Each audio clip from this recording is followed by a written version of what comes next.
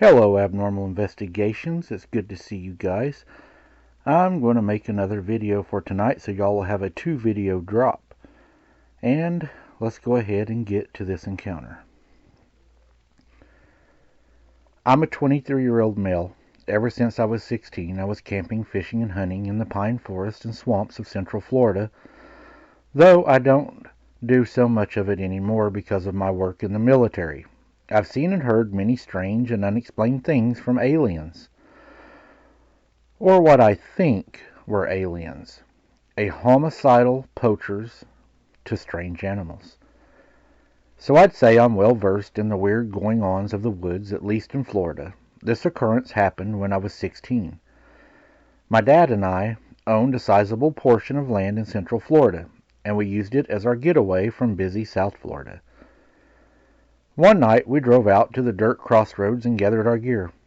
We left the vehicle tucked away, and we walked up the dirt path for about 2 miles to be sure the vehicle did not spook any hogs or deer. I climbed up into our tree stem, while my dad went back down the 2 miles to post around the vehicle, so if I shot and spooked anything, it hopefully would flush toward him.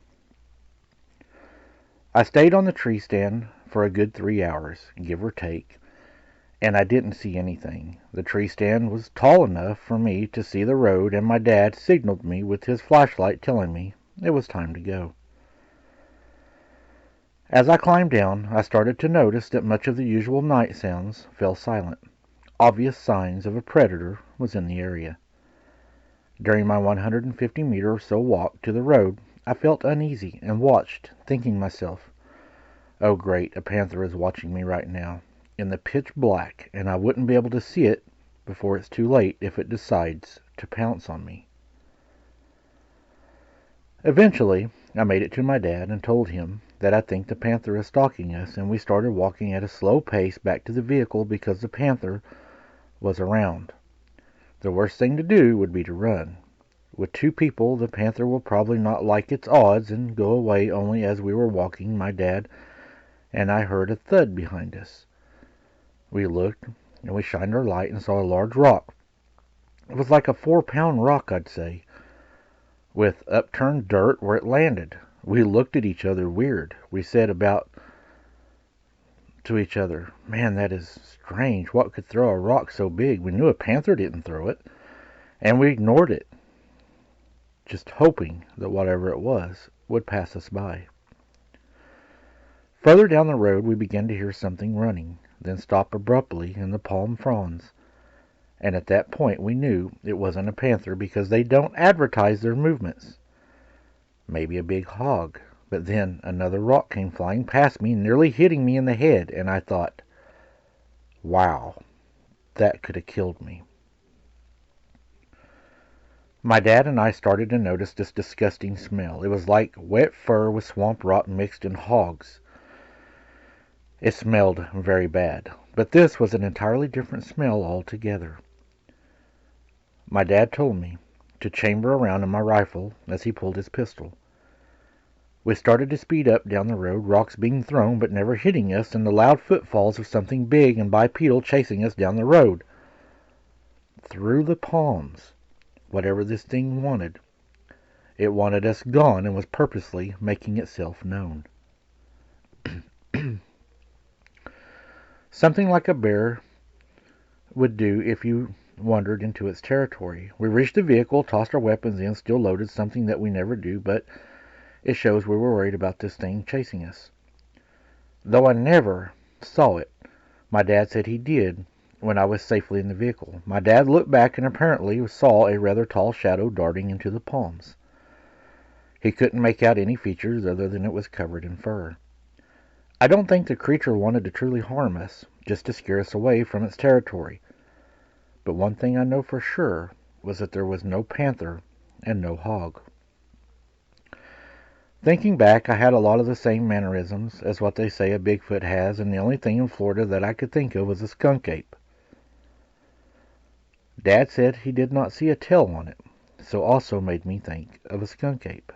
What do you think, Mike? I had an incident similar to this. I took my mom fishing at a new place we'd never been, It was late in the evening. It was me and my mom, and we were sitting down there. And a bright orange orb was floating through the trees.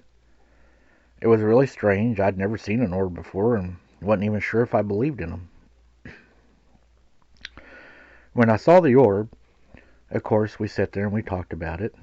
As we were sitting there, a large rock goes past my head, but not it wasn't a 4-pound rock. It was probably just a large, like what you would set on a driveway to make a base for a driveway, a large white rock.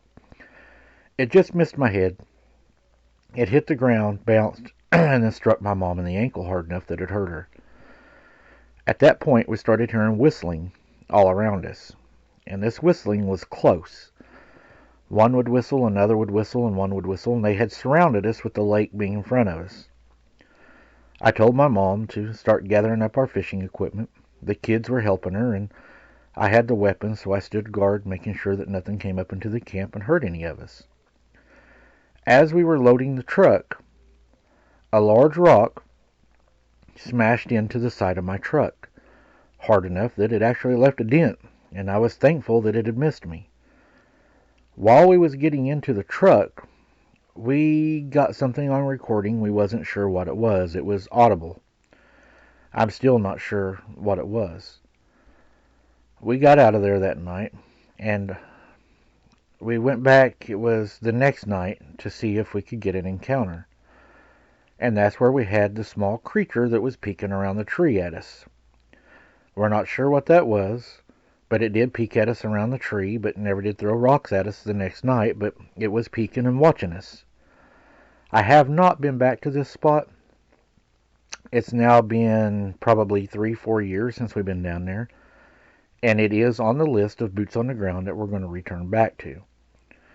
Whatever was down there was very territorial. It was the first time that I've ever seen anybody actually get hurt by one. It hit my mom hard enough that it actually knocked the skin back and made her limp. I've never seen anybody get hurt by one. I've, seen them get close and bang on stuff and, whatnot, but I've never actually, till that night, witnessed somebody actually getting hurt by one.